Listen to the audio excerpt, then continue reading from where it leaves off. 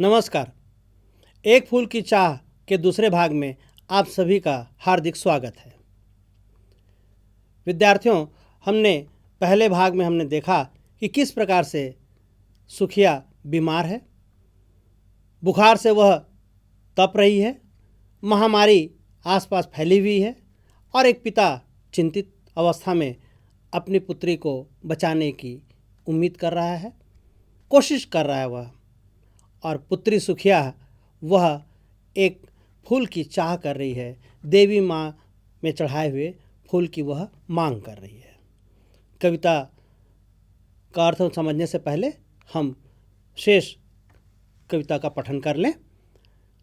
ऊंचे शैल शिखर के ऊपर मंदिर था विस्तीर्ण विशाल, स्वर्ण कलश सरसिज विहसित थे, पाकर समुदित रवि कर जाल। दीप धूप से आमोदित था मंदिर का आंगन सारा, गूंज रही थी भीतर बाहर मुखरित उत्सव की धारा। भक्त वृंद मृदु मधुर कंठ से गाते थे सभक्ति मुद में, पतित तारणी पाप हारणी माता तेरी जय जय जय। पतित तारणी तेरी जय जय जय मेरे मुख से भी निकला, बिना बढ़े ही मैं आगे को जाने किस बल से ढिकला।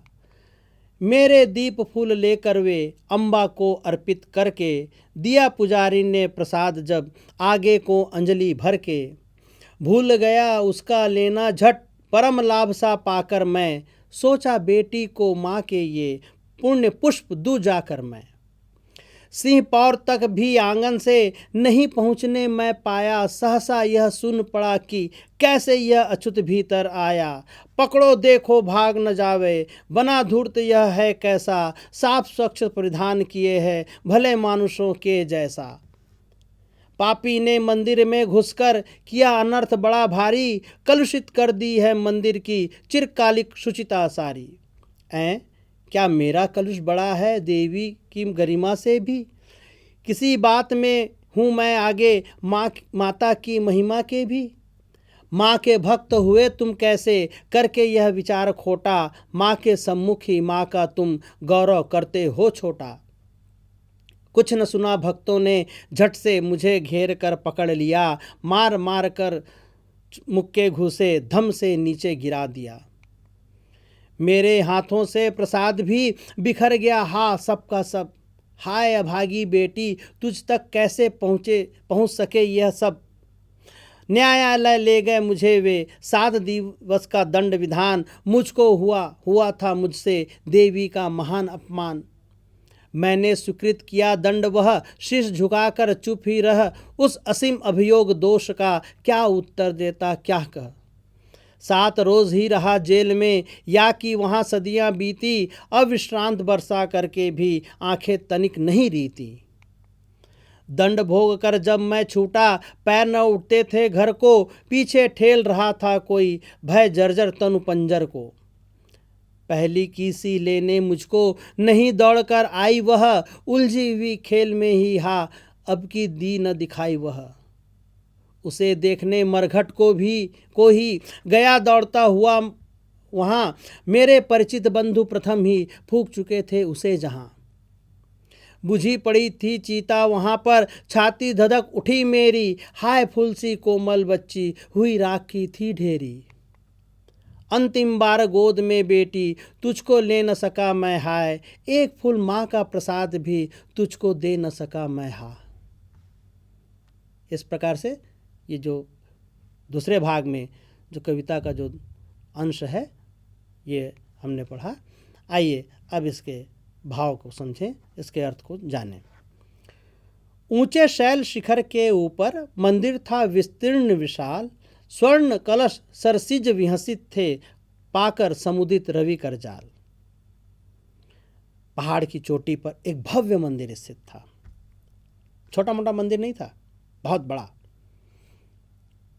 बड़ा आकार हो उसे भव्य कहते हैं, जिसके सोने के कलश सूर्य की किरणों से अत्यंत सुंदर दिखाई दे रहे थे। कलश आप जानते होंगे मंदिर के ऊपर हिस्से में, सबसे ऊपर हिस्से में लगाया जाता है, और ये मंदिर ऐसा था जिसमें जो कलश थे वो सोने के थे, और उस सोने के कलश पर सूर्य की किरणें पड़ रही थी, जिससे वो कलश चमकदार अत्यंत सुंदर दिखाई दे रहे थे। कवि कहते हैं वे ऐसे लग रहे थे मानो सूर्य की किरणों से खिले कमल के फूल मुस्कुरा रहे हों। जैसे सूर्य किरण पड़ती है और कमल के फूल खिल जाते हैं मुस्कुराते हुए, बिल्कुल उसी प्रकार से मंदिर के कलश भी दिखाई दे रहे थे। दीप धूप से आमोदित था मंदिर का आंगन सारा, गूंज रही थी भीतर बाहर मुखरित उत्सव की धारा। कोई विशेष दिन रहा होगा, इसलिए मंदिर पूरी तरह से दीपकों से सजा हुआ था और धूप से महक रहा था। सुगंधित वातावरण, रोशनीदार। मंदिर में चारों ओर मंत्रों एवं घंटियों की आवाज गूंज रही थी। मंदिर में उत्सव का वातावरण था। ऐसा लग रहा था जैसे कोई उत्सव हो। बहुत अच्छी तरीके से मंदिर का वातावरण उस समय था जिस समय सुखिया का पिता मंदिर गया। भक्त वृंद मधुर कंठ से गाते थे सभक्ति मुद में, पतित तारणी पापहारणी माता तेरी जय जय जय।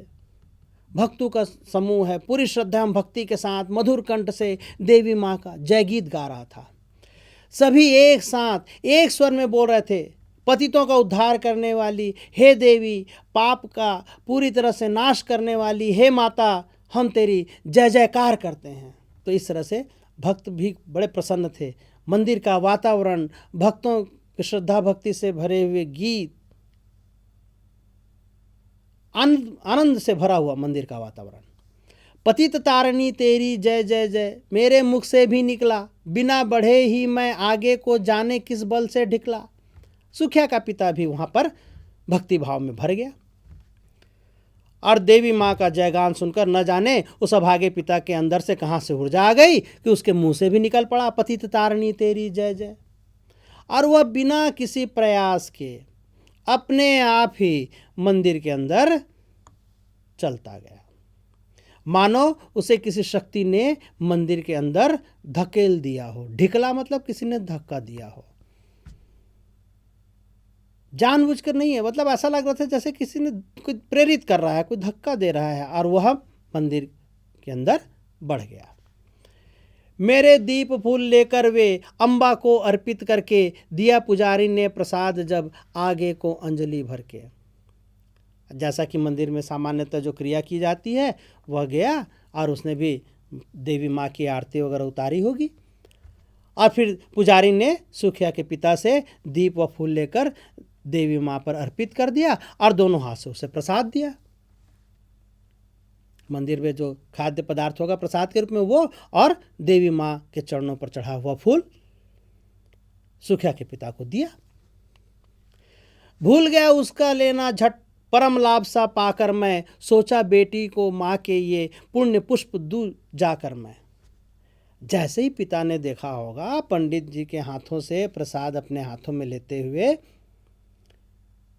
सुखिया का पिता अत्यधिक खुश हो गया और फूल पाने की खुशी में बाकी प्रसाद वगैरह लेना वह भूल गया। क्यों? क्योंकि वह तो फूल लेने के लिए आया हुआ था, देवी माँ के चरणों पर चढ़ा हुआ, और वो फूल की उसे प्राप्ति हो गई थी। तो जैसे हमें जो मनचाहा चीज़ मिल जाए तो बाकी चीज़ों पर हम ध्यान नहीं देते हैं, आप भी नहीं देते होंगे ना। बस उसी प्रकार से उसका पिता भी बाकी चीज़ों पर उसका ध्यान नहीं रहा। बस वो फूल जैसे उसके हाथ में आया वह जल्दी से जल्दी अपने घर पहुंचना चाहता था ताकि वह अपनी बेटी को पूजा के फूल दे सके। सिंह पौर तक भी आंगन से नहीं पहुंचने मैं पाया, सहसा यह सुन पड़ा कि कैसे यह अछूत भीतर आया। सिंह पौर तक आंगन के भी नहीं पहुंच पाया पिता उसका। सिंह पौर आप लोग जानते होंगे, मंदिर वगैरह में जाएंगे आप, विशेष रूप से देवी दुर्गा वगैरह के मंदिर में आप जाएंगे तो आपने देखा होगा जो प्रवेश द्वार होता है ना, वहाँ पर सिंह की मूर्ति रहती है। या तो प्रवेश द्वार के ऊपर आपको मिलेगा या फिर सामने नीचे, तो वही उसे ही कहते हैं सिंह पौर। तो सुखिया का पिता अभी आंगन से होते हुए प्रवेश द्वार तक भी नहीं पहुंच पाया था।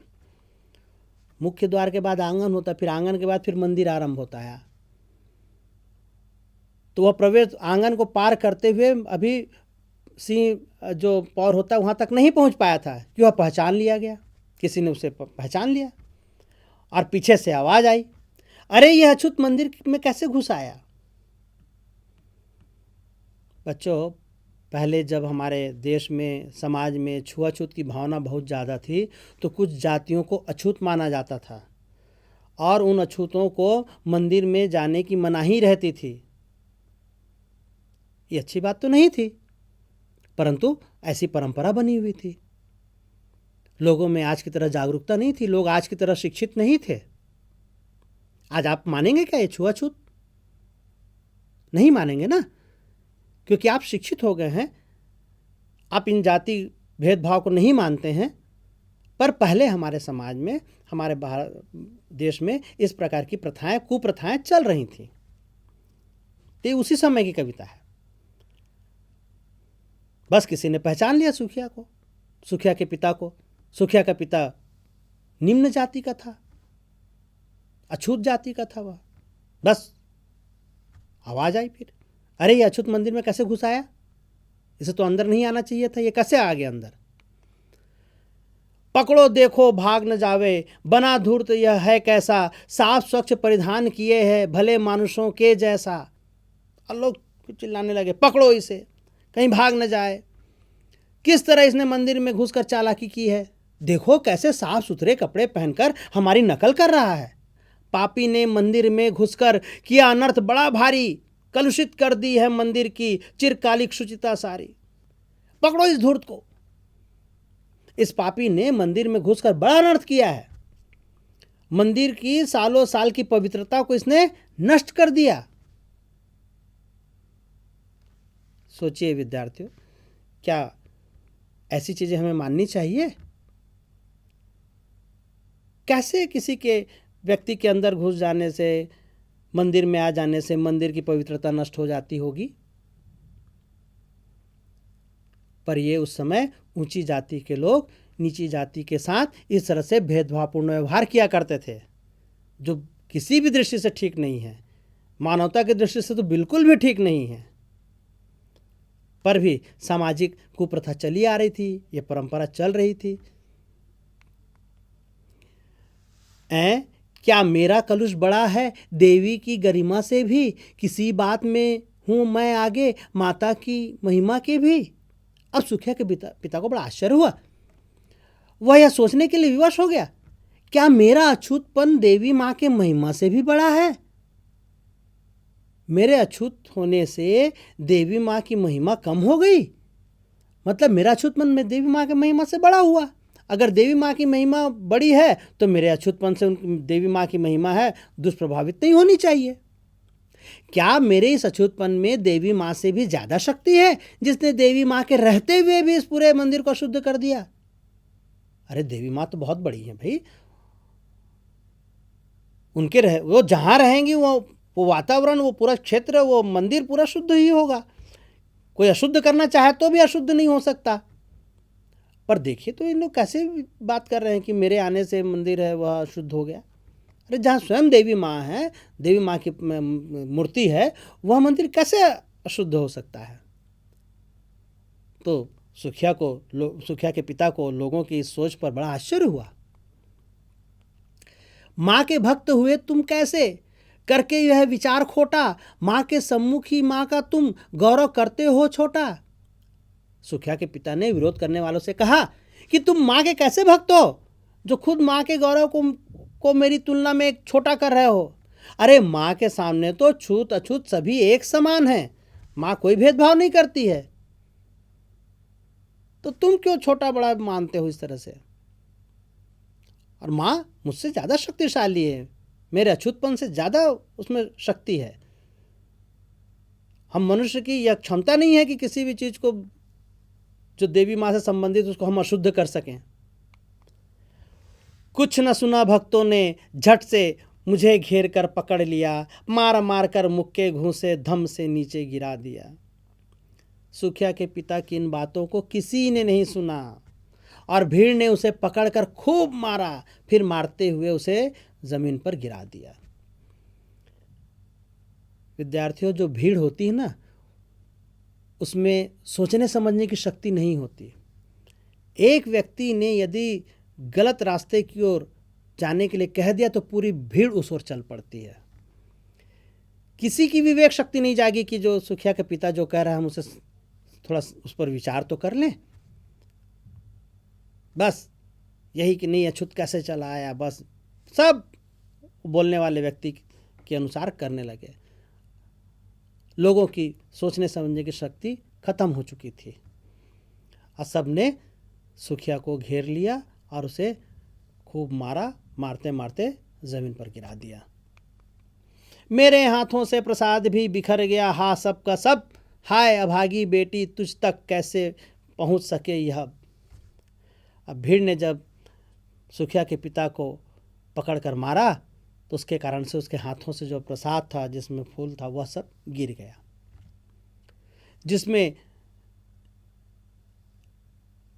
माता के चरणों का फूल था और पिता है मार खाते खाते, दर्द सहते सहते सिर्फ यही सोच रहा था कि ये देवी माँ के प्रसाद का फूल उसकी बेटी सुखिया तक कैसे पहुंचेगा। भीड़ तो उसे छोड़ ही नहीं रही थी। अगर भीड़ उसे थोड़ा सा भी मार के छोड़ देती तो पिता क्या करता, फूल उठाकर बिटिया के पास ले जाता। पर लोग तो लगातार उसे मार रहे थे, छोड़ ही नहीं रहे थे। पिता को अपने शरीर की चिंता नहीं है, अपने मार खाने की चिंता नहीं है। देख लीजिए वो अपनी बेटी से कितना जुड़ा हुआ है, अपनी बेटी की इच्छा की पूर्ति में उसका पूरा ध्यान लगा हुआ है। इसलिए वह केवल यही सोच रहा है कि यह जो देवी माँ का जो फूल है वह बेटी तक कैसे पहुंचेगा। न्यायालय ले गए मुझे वे, 7 दिवस का दंड विधान, मुझको हुआ था मुझसे देवी का महान अपमान। बस मारने पीटने के बाद उसे न्यायालय ले गए, भीड़ पकड़ कर ले गई, जहां पर उसे देवी मां के अपमान जैसे भीषण अपराध के लिए 7 दिन कारावास का दंड दिया गया। वह न्याय के मंदिर में भी सुखिया के पिता के साथ न्याय नहीं हुआ और मंदिर को अशुद्ध करने के अपराध में उसे 7 दिन की जेल हो गई। मैंने स्वीकृत किया दंड, वह शीश झुकाकर चुप ही रह, उस असीम अभियोग दोष का क्या उत्तर देता, क्या कह। अब सुखिया के पिता ने बेचारे ने चुपचाप दंड को स्वीकार कर लिया। उसके पास कहने के लिए कुछ था ही नहीं, क्योंकि सामाजिक परंपरा के हिसाब से उसने गलत तो किया था। अछूत होते हुए मंदिर में गया था, जहां मना था कि अछूतों को मंदिर में आना, जहां मना था वहां पर चला गया था। बस इसे बड़ा अपराध माना गया, सजा दे दी गई। अब अपने बचाव के लिए सुखिया के पिता कुछ नहीं कह पाया। 7 रोज ही रहा जेल में, या कि वहां सदियां बीती, अविश्रांत बरसा करके भी आंखें तनिक नहीं रीती। उसे पूरे 7 दिन जेल में बिताने पड़े, जो उसे 7 सदियों के बराबर प्रतीत हो रहे थे। थोड़ी देर पहले बताया गया था, पहले भाग में बताया गया था आपको कि दुख का समय होता है वो जल्दी नहीं कटता। तो 7 दिन उसे 7 सदियों के बराबर, 700 साल के बराबर लग रहे थे। पुत्री से दूर रहने के कारण दुखी पिता के बहते आंसू भी रुक नहीं पा रहे थे। वह हर पल अपनी प्यारी पुत्री को याद करके रोता रहता था। आंसू समाप्त नहीं हो पा रहे थे, लगातार आंसू। कितना दुखी था, चिंतित था ना पिता। बिटिया है, बुखार में तप रही थी, अब उसकी क्या हालत होगी। देख नहीं पा रहा था, मिल नहीं पा रहा था, उसकी खबर नहीं लग पा रही थी। इसलिए बेचारा वह जेल में पड़े पड़े अपनी प्यारी पुत्री को याद करते हुए हमेशा रोता रहता था। दंड भोग कर जब मैं छूटा, पैर न उठते थे घर को पीछे ठेल रहा था कोई, भय जर्जर तनु पंजर को। जेल से छूटकर वह भय के कारण घर नहीं जा पा रहा था। भयभीत था वह, पता नहीं घर में क्या स्थिति होगी। उसकी बिटिया की क्या हालत होगी, कहीं उसकी मृत्यु ना हो गई हो, ये भय के कारण वह घर नहीं जा पा रहा था। फिर भी उसके कदम धीरे धीरे बढ़ रहे थे। ऐसा लग रहा था कि उसके शरीर के अस्थि पंजर को मानो कोई उसके घर की ओर धकेल रहा हो। सूख गया था, हड्डी का ढांचा रह गया था वह। इन 7 दिनों में व्यक्ति केवल खाना पीना न मिलने के कारण ही कमज़ोर नहीं होता, अत्यधिक दुखी होने के कारण भी वह शारीरिक रूप से कमज़ोर हो जाता है। खाने पीने का मन ही नहीं होता। तो वह 7 दिनों कष्टपूर्ण दिन थे सुखिया के पिता के लिए, और इसलिए वह हड्डी का ढांचा भर रह गया था। किसी तरह से उसका शरीर है घर की ओर बढ़ रहा था, जैसे कोई धक्का दे रहा हो। पहली की सी लेने मुझको नहीं दौड़कर आई वह, उलझी हुई खेल में ही हा अब की दी न दिखाई वह। अब जैसा कि पहले होता था, पहले जब सुखिया का पिता पहुंचता था तो क्या है, बिटिया घर से निकल कर आती थी, अपने पिता को आवाज़ देते हुए लिपट जाती थी। जैसे आप लोग भी, पिता के आने का समय होता है, पिताजी आते हैं, अगर गाड़ी की हॉर्न बजती है तो क्या हाँ पापा आ गए, पापा आ गए कहते हैं ना, आप लोग दौड़ते हुए निकलते होंगे जब छोटे रहे होंगे तो, या आपके छोटे भाई बहन आज भी उसी प्रकार से दौड़ कर निकलते होंगे। तो जैसे पहले आती थी वैसे वो दौड़कर बाहर नहीं आई। उलझी हुई खेल में ही हाँ अब की दी न दिखाई वह। पिता पहले आते थे, सुखिया के पिता, तो बाहर सुखिया खेलते हुए दिखाई दे जाती थी, तो बाहर खेलती हुई भी दिखाई नहीं दी। न दौड़कर पिता को लेने के लिए आई, न बाहर खेलती हुई दिखाई दी। तो पिता का चिंता होना स्वाभाविक है। उसे देखने मरघट को ही गया दौड़ता हुआ वहां, मेरे परिचित बंधु प्रथम ही फूंक चुके थे उसे जहां। समझ गया वह, आस पड़ोस वाले ने या उसे खबर दे दी होगी, बता दी होगी। अब वह दौड़ते हुए कहाँ गया, मरघट की ओर। जब वह घर पर अपनी बेटी को नहीं देख पाया तो वह अपनी बेटी को देखने के लिए शमशान की ओर दौड़ पड़ता है। परंतु जब वह शमशान पहुंचता है तो उसके परिचित बंधु पहले ही उसकी पुत्री का अंतिम संस्कार कर चुके होते हैं। देरी हो जाती है उसे, मतलब उसकी बिटिया की मृत्यु हो चुकी है और उसके जो परिचित थे सुखिया के पिता के, वे शवदाह कर चुके थे, उसकी पुत्री के मृत शरीर को जला चुके थे। बुझी पड़ी थी चिता वहाँ पर, छाती धधक उठी मेरी, हाय फूल सी कोमल बच्ची हुई राखी थी ढेरी। सुखिया के पिता को शमशान पहुँचने में भी समय लगा, मतलब ये घटना बहुत समय पहले हो चुकी थी उसकी पुत्री की मृत्यु की, और जब तक पिता पहुंचा तो वहाँ पर शमशान में बिटिया की जो चिता है वह बुझ चुकी थी। बुझी हुई चिता को देखकर सुखिया के पिता की छाती धधक उठी। धधक उठी मतलब उसके मन में गुस्सा, आक्रोश, दुख उमड़ पड़ा।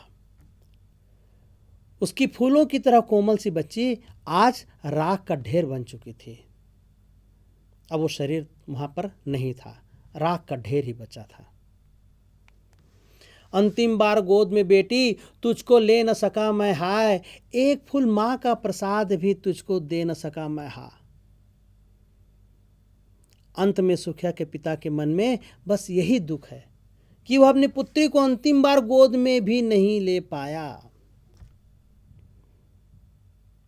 वह इतना भागा है कि अपनी बेटी की अंतिम इच्छा के रूप में देवी माँ के प्रसाद का एक फूल भी उसे लाकर नहीं दे पाया।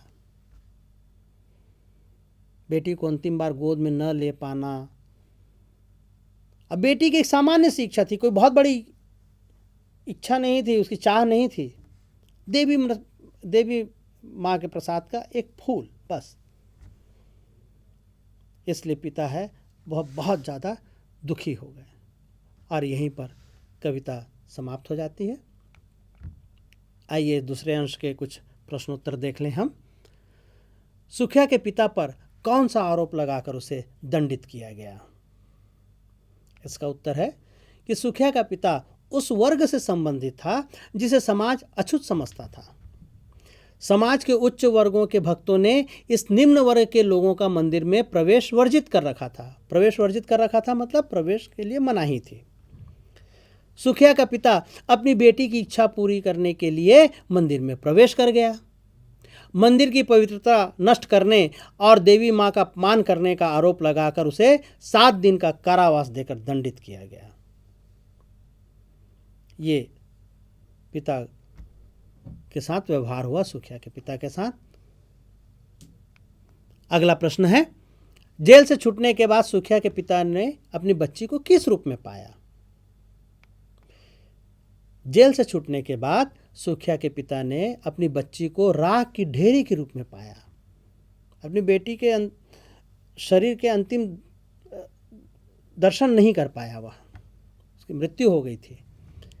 अतः उसके संबंधियों ने उसका दाह संस्कार कर दिया था। तो पिता है अपनी बच्ची को राख की ढेरी के रूप में ही वो देख पाया बस। इस कविता का केंद्रीय भाव अपने शब्दों में लिखिए। केंद्रीय भाव का मतलब होता है विद्यार्थियों कि इस कविता के माध्यम से आखिर वो कवि क्या कहना चाहता है, क्या समझाना चाहता है। एक फूल की चाह कविता में आज़ादी से पहले भारतीय समाज में फैले वर्ग भेद, ऊंच नीच और छुआछूत की समस्या को केंद्र में रखा गया है। समाज 2 वर्गों में बटा हुआ है, एक कुलीन एवं उच्च वर्ग, दूसरा अछूत समझा जाने वाला निम्न वर्ग। इसी अछूत वर्ग की कन्या सुखिया जो महामारी का शिकार होकर देवी माँ के एक फूल की चाह लिए मर जाती है। विवश पिता अंतिम समय में पुत्री से न मिल पाता है, न उसके शव को देख पाता है।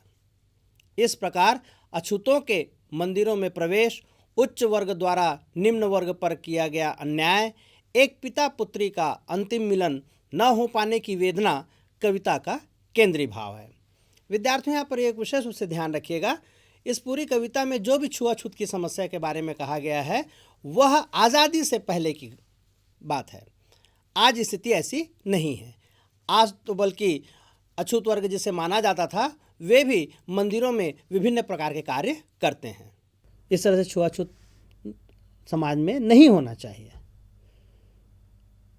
और निम्न वर्ग पर अन्याय नहीं किया जाना चाहिए। पिता पुत्री का अंतिम मिलन संभव होना चाहिए। तो ये सब चीज़ें नहीं है, इसकी पीड़ा है कवि के मन में जागी होगी और उन्होंने उसी भाव में फिर यह कविता लिखी है। विद्यार्थियों, ये इस अध्याय में जो महामारी की चर्चा की गई है तो महामारी से जुड़े हुए एक परियोजना कार्य आपके लिए बड़ा ही उचित होगा। आपके लिए परियोजना कार्य है, इस कविता में महामारी का उल्लेख हुआ है। हम वर्तमान में कोविड-19 नामक महामारी से जूझ रहे हैं। इस महामारी के लक्षण तथा बचने के उपाय बताते हुए एक चित्रमय परियोजना तैयार कीजिए।